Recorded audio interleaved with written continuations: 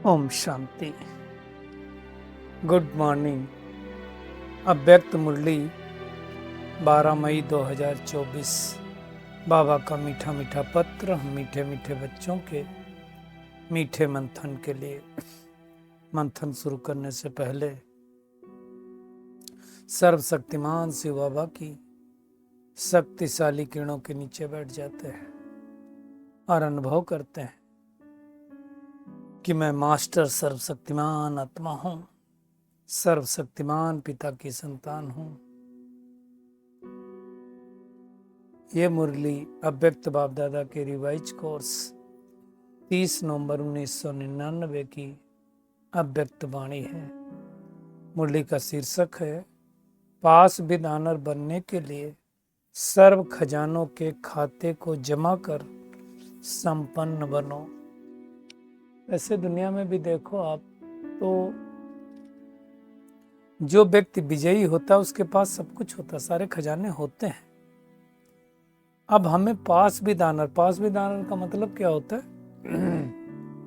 Dictation marks मिलना, उसको पास with honour कहा जाता था, जो उसको हर सब्जेक्ट में डिक्टेशन मिलते थे। 3 में तो कम से कम, मैथ, फिजिक्स, केमिस्ट्री में तो कहते थे कम से कम इतने में तो लेकर के आओ ऑनर्स।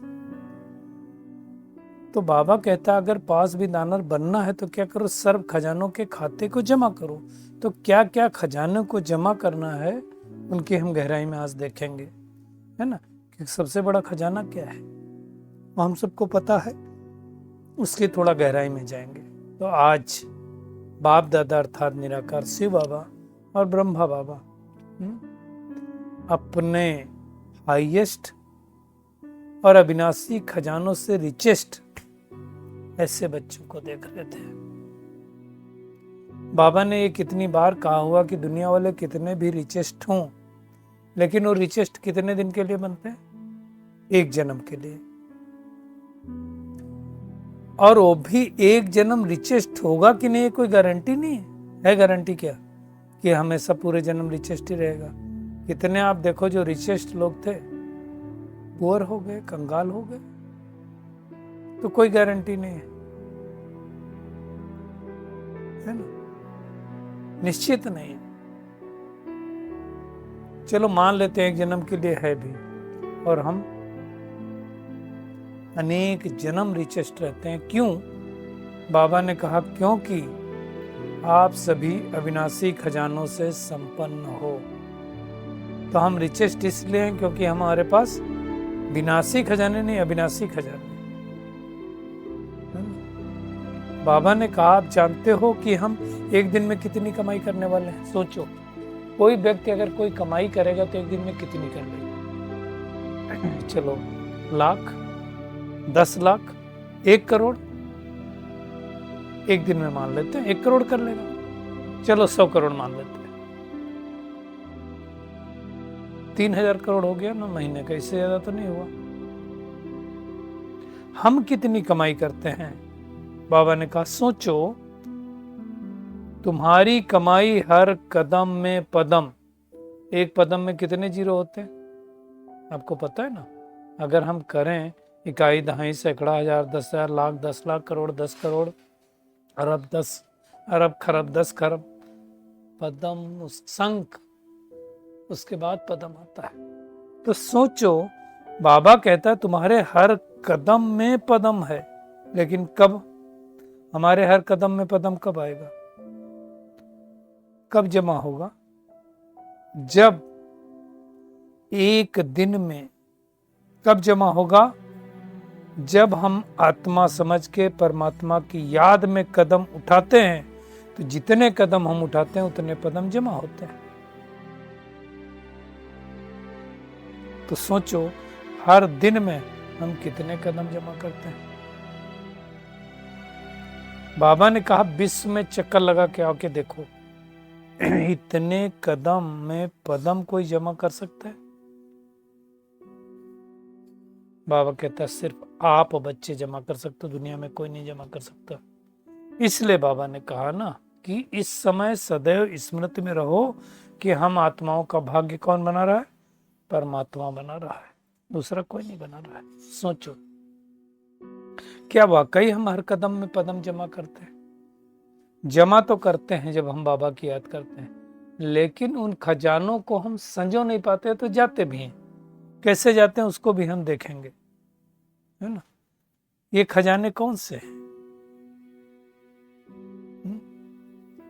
जो खजाने इतने इंपॉर्टेंट हैं, तो सबसे बड़ा बाबा ने कहा समय का खजाना, वो भी संगम युग के समय का खजाना। इस समय पर कितनी प्राप्ति होती है? 5000 साल की प्राप्ति 100 साल में, वो भी 100 साल सबको टाइम मिलता कहाँ? आप एक भी आत्मा देख लो, किसी को 100 साल नहीं मिला। ब्रह्मा बाबा को देख लो, 60 साल की उम्र में बाबा आए, है ना, तो 30-31 साल में शरीर छोड़ दिया। मम्मा को देखो 50-55 में शरीर छोड़ दिया। दादी को भी अगर आप देखो, दादी जानकी तो 104 साल की होके शरीर छोड़ा, तो भी 80 साल। अभी सबसे ज्यादा ज्ञान में रही अभी जो दादी हैं, दादी रतन मोहिनी, है ना, 88 हुआ। अगर शिव जयंती मनाएंगे तो 88 साल उनको हो गया ज्ञान में आया, क्योंकि आदि में आई थी, तो सबसे ज्यादा वो रही ज्ञान में।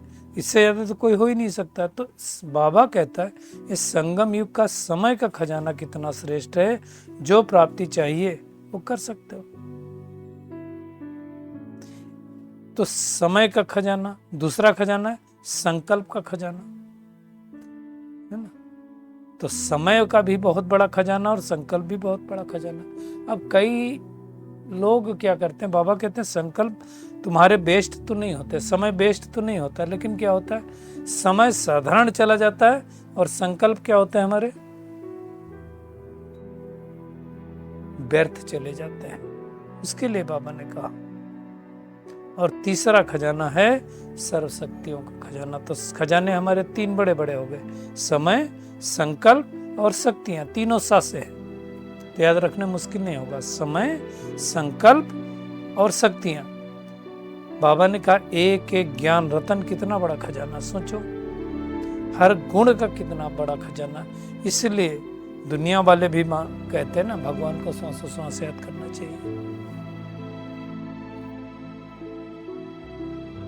तो बाबा ने कहा आप सबके श्वास सफलता स्वरूप हैं, व्यर्थ तो नहीं जाते, संकल्प व्यर्थ तो नहीं जाते, हर श्वास में सफलता का अधिकार समाया हुआ है।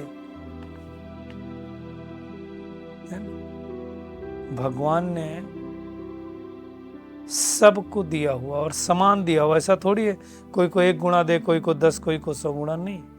दाता ने हर एक बच्चे को सर्व खजाने दिया है, ब्राह्मण बनते ही समान दिया है। तो चेक करें हम सारे दिन में इन खजानों को कितना जमा करते हैं। मेरा समय कितना वेस्ट हो रहा है, श्वास कितना वेस्ट हो रहा है, संकल्प कितना वेस्ट हो रहा है, चेक करना है।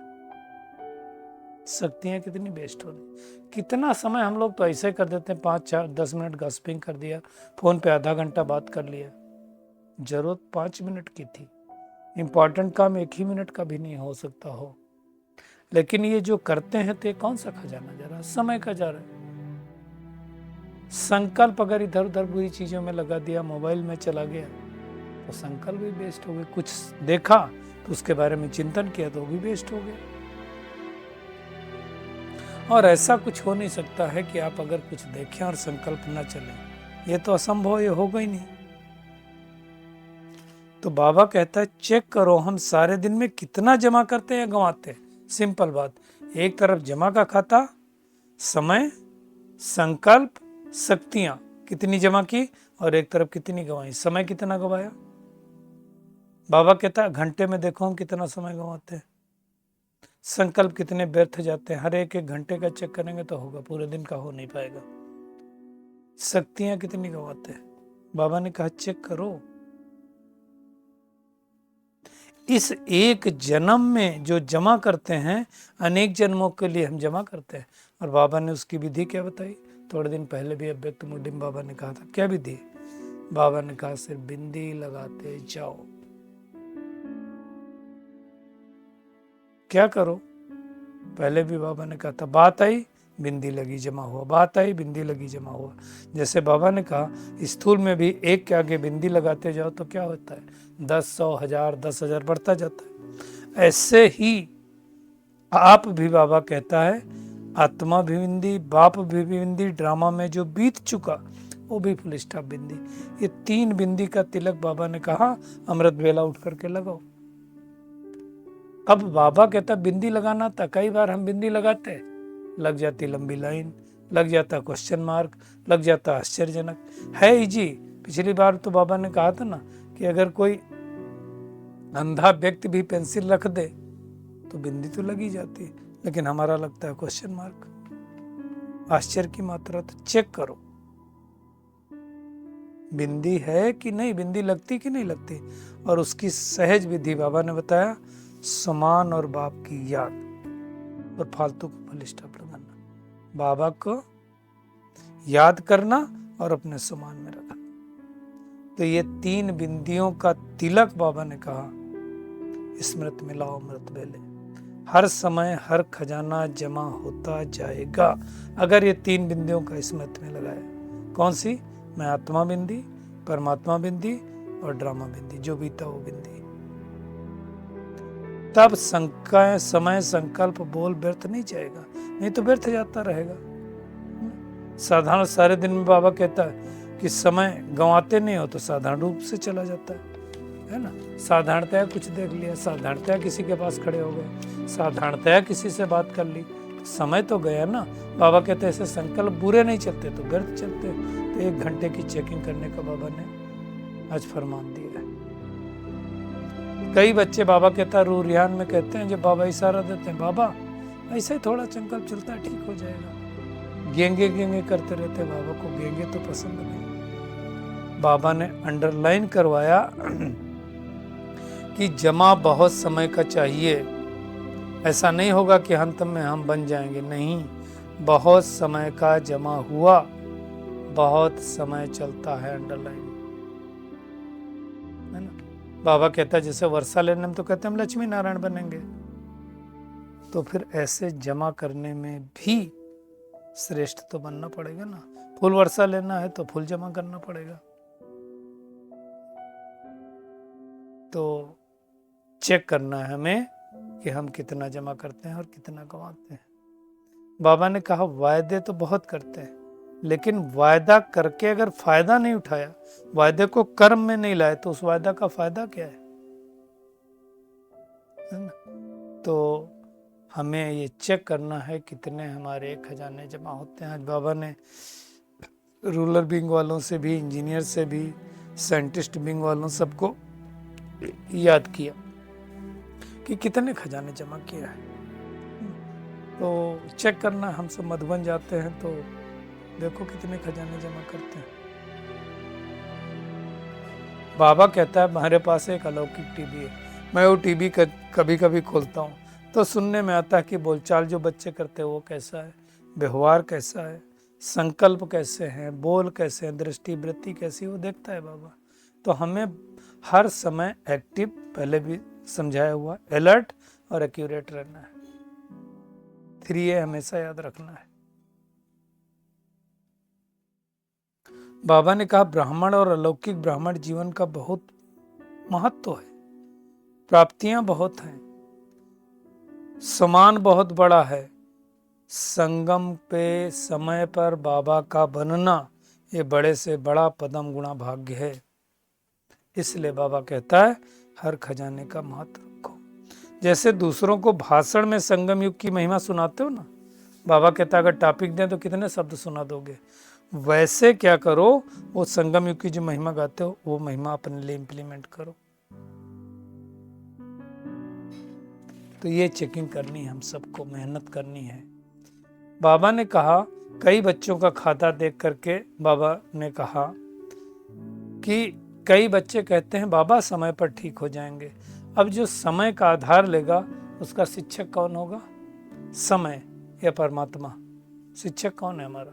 परमात्मा शिक्षक है ना। तो समय का आधार क्यों लेते हैं? आप एक चीज समझ लीजिए, समय अगर बाउंड करता है किसी कर्म को करने के लिए तो वो दुखदाई होता है। आप देखो बहुत गर्मी अभी पड़ रही, है ना।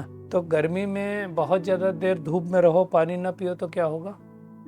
लू लगेगी, बीमार होंगे, डायरिया हो सकता है।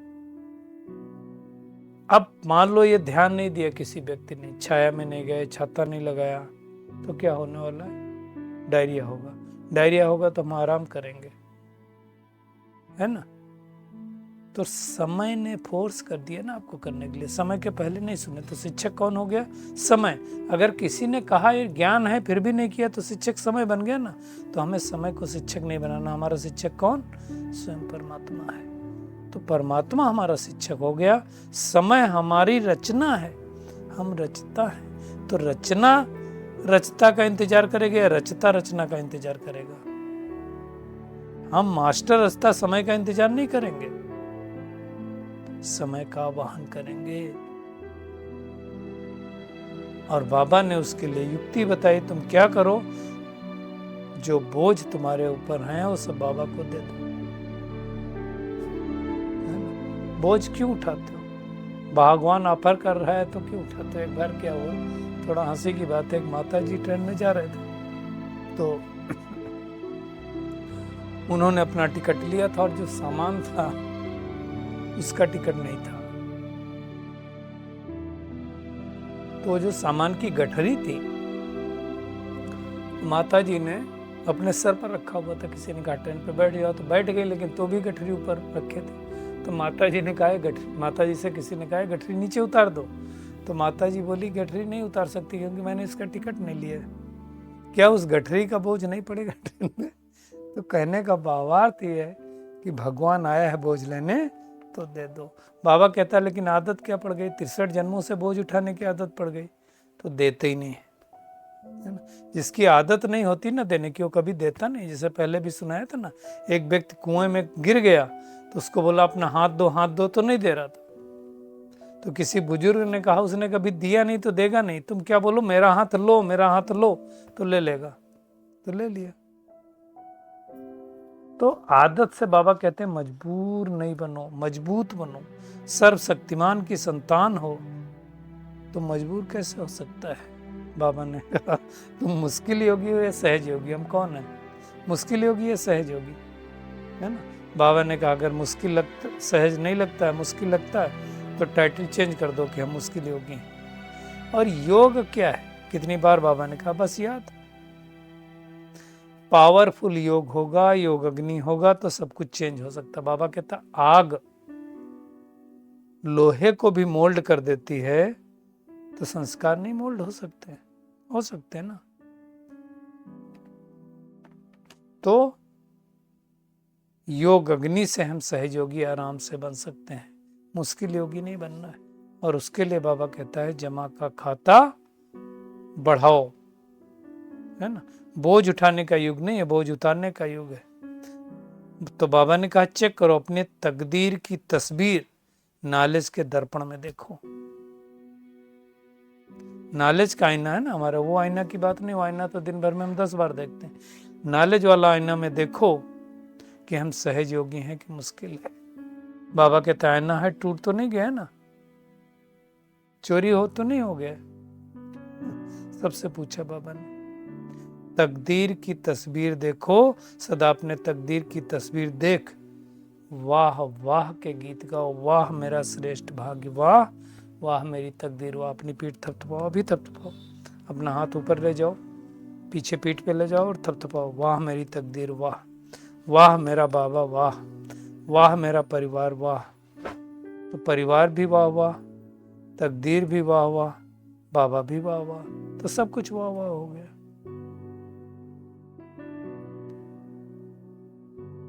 ऐसा नहीं रखना है, हाय हाय नहीं, सब कुछ वाह वाह, वाह मेरा परिवार, वाह मेरा भाग्य, वाह मेरा बाबा, वाह मेरा ब्राह्मण जीवन। शरीर में बाबा कहता व्याधि में भी हाय हाय नहीं, वाह। बुखार आए थोड़ा सा तो क्या सोचना है, वाह मेरे शरीर की गंदगियां जल रही हैं। जुकाम आए मेरे शरीर की गंदगियां बाहर निकल रही, तो वाह। बाबा ने कहा अगर 10 मन से आपका 3-4 मन बोझ उतर जाए तो अच्छा है ना, अब ये देखो बाबा ने कितनी सूक्ष्म बात कही है, जो व्याधियां आ रही हैं ना, ये व्याधियां हमारा बोझा उतारने के लिए आ रही हैं। तो अगर बोझा उतर गया तो इसमें दुखी होने की क्या बात है, खुश होने की बात है। ये नहीं सोचो हाय मेरा पार्ट ऐसा, नहीं, वाह वाह करते जाओ तो व्याधि भी खुश होकर के चली जाएगी। हाय हाय नहीं करो, तो हमें वाह वाह करना है, तो नेगेटिव हमारा पॉजिटिव में बदल जाएगा। मुश्किल ना है, मुश्किल शब्द ब्राह्मणों की डिक्शनरी में नहीं होता है।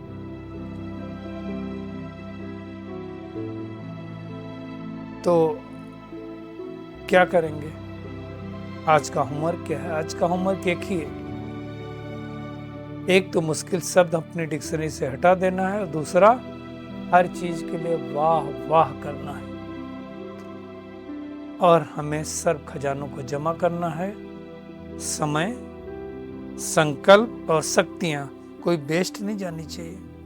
अमृत वेले 3 बिंदियों की स्मृति लगाना है, आत्मा बिंदी, परमात्मा बिंदी, और जो बीत गया वो भी बिंदी।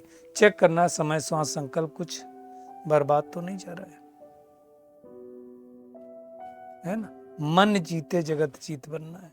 मन को ऑर्डर दो अगर परमधाम निवासी, तो बन जाना चाहिए, और योग अग्नि में हिसाब किताब चुक तो करना है। आज का बाबा का वरदान है, ऊंचा बाप परमात्मा कौन है? ऊंचा, ऊंचा तेरा नाम, ऊंचा तेरा धाम, ऊंचा तेरा काम, तो ऊंचा है। हम कौन है? ऊंचे। क्यों? हम सर्वगुण संपन्न, 16 कला संपूर्ण, संपूर्ण निर्विकारी बनने वाले। और ऊंचा कार्य क्या है? इस कलयुगी सृष्टि को सतयुगी बनाना, इससे ऊंचा कार्य तो कोई है ही नहीं। तो बाबा ने कहा, इस स्मृत से शक्तिशाली बनने वाले बाप समान भव। बाबा ने कहा, जैसे आजकल की दुनिया में कोई वीआईपी का बच्चा होगा तो वो अपने को भी वीआईपी समझेगा, लेकिन बाप से ऊंचा तो कोई है नहीं। हम ऐसे ऊंचे तो ऊंचे बाप की संतान, ऊंची आत्मा है। ये स्मृति शक्तिशाली बनाता है। ऊंचा बाप, ऊंचे हम, और ऊंचा कार्य, ऐसी अगर स्मृति रहे तो हम सदा बाप समान बन सकते हैं। बाबा ने कहा, सारे विश्व के आगे श्रेष्ठ और ऊंची आत्माएं आपके आगे कोई नहीं है। इसलिए हमारा गायन और पूजन होता, तो इस नशे में रहना। याद रखें, ऊंचा बाप, ऊंचे हम, ऊंचे कार्य। स्लोगन है, संपूर्णता के दर्पण में सूक्ष्म लगावों को चेक करो और मुक्त बनो। मुरली के आधार पे ही स्लोगन भी है। शुक्रिया मीठे प्यारे बाप दादा, शुक्रिया आप सभी का इस मीठे मंथन के लिए। अच्छा, ओम शांति।